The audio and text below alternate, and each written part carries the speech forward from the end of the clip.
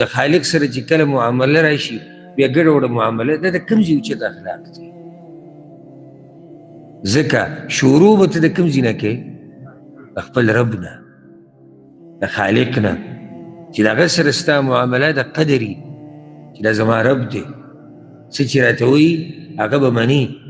څه نه چې منع کړی د هغې نه به منع کېږي هسې ګوره په مخلوق کې دله مثال درکړه